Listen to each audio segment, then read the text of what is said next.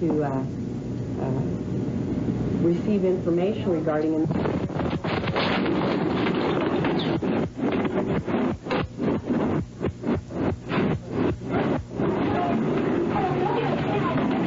What the heck happened? It looks like something you'd see maybe in Bosnia where a shelling would occur. We have no report yet on the number of injured people, just that there are numerous injuries. So your first thought is not a terrorist or a bomb, because that's not what happens in America, and certainly not in Oklahoma City.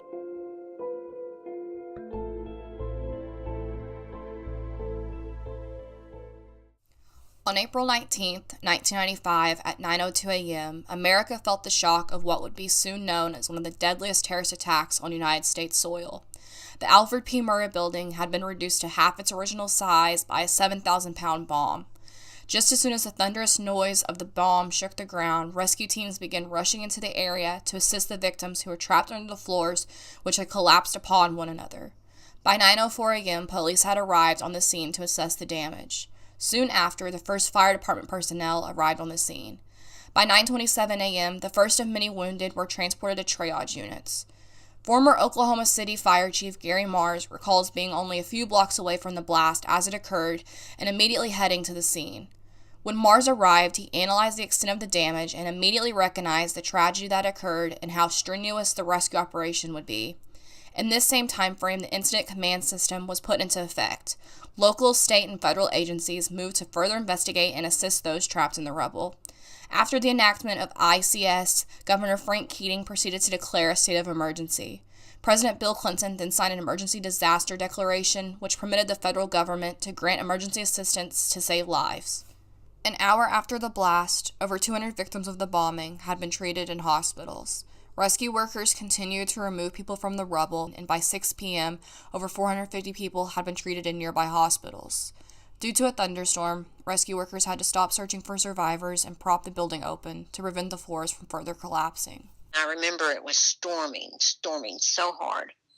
And, I kept saying, oh my gosh, she's out there, she's going to be cold and wet, and she's going to get sick, because she's out in the rain. There were headlights coming down down the road.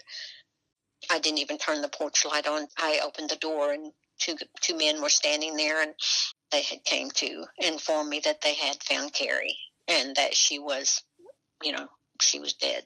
I kind of lost all consciousness about everything. By 11:05 p.m., the last living bombing victim had been rescued. The process of clearing debris and searching for the deceased lasted 18 days. Every day, 100 to 350 tons of rubble were cleared from the scene.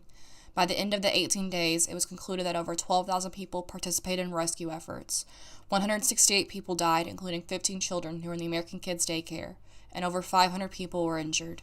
The fact that somebody could get a truck bomb and blow up a building with, children in it was just beyond the realm of possibility. Which is why it was so hard for people to process and why it made such an impact, because it really was the loss of innocence for our country. 90 minutes after the bombing, Trooper Charlie Hanger passed yellow Mercury missing registration tag. Hanger then proceeded to pull the vehicle over and orchestrated a non-approach vehicle contact. Hanger asked for the suspect's driver's license, and the suspect reached for it. This movement alerted Hanger to the outline of a weapon under the suspect's jacket. The suspect then stated that he had a weapon and that it was loaded. Hanger then drew his own weapon and said his was as well. After apprehending the suspect, Hanger booked him on carrying a concealed weapon charge. It was then confirmed that the man who Hanger had arrested was Timothy McVeigh, an ex-Army man and the main perpetrator of the Oklahoma City bombing. Timothy McVeigh was pinned to the crime when an 8-foot Ryder truck axle was recovered about 1 block away from the Alfred P. Murrah Federal Building. The license tag led authorities to the rental of a Ryder truck on April 17, 1995. The vehicle was rented to Bob Kling, a false name that has been linked to McVeigh. The man who rented the Ryder truck to McVeigh gave a description of him and another man at the shop to authorities. On April 21, 1995, Terry Nichols, an associate of McVeigh, surrendered in Kansas after learning that the police were looking for him as well. And on August 8th, Michael Fortier, who knew of McVeigh's plan to bomb the federal building, agreed to testify against McVeigh and Nichols in exchange for a reduced sentence. On August 10, 1995, a federal grand jury returned an 11-count indictment against McVeigh and Nichols, but due to the possibility of jury bias, the district court granted McVeigh and Nichols' motion for change of venue and transferred the case to Denver, Colorado. Throughout the trial, the reason as to why McVeigh chose the Alfred P. Murrah building and how he and Nichols acquired what was needed for the bomb was discussed.